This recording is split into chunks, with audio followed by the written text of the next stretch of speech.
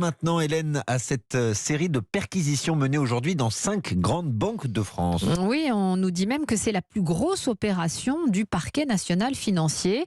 Ce qui est reproché à la Société Générale, BNP Paribas et sa filiale Exane, HSBC et Natixis, avoir utilisé une combine pour arnaquer le fisc, une combine appelée Cum Quesaco. Baptiste Morin.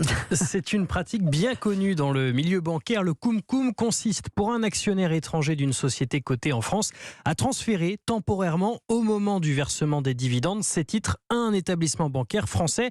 Par la suite, la banque rend ses titres à son client et les deux se partagent la somme qui a échappé à l'impôt. Cum-cum signifie en latin avec. Comprenez que c'est gagnant pour l'investisseur et gagnant pour la banque aussi. Alors la pratique n'est pas forcément illégale, mais elle peut être caractérisée de fraude. Écoutez Aziza Laguessire, professeure à l'EDEC. C'est légal, est-ce que c'est moral et est-ce que une pratique exagérée, systématique, organisée et délibérée relève de la fraude? Ça n'est pas à moi d'en juger, c'est aux enquêteurs de faire leur travail et ensuite la justice va suivre son cours.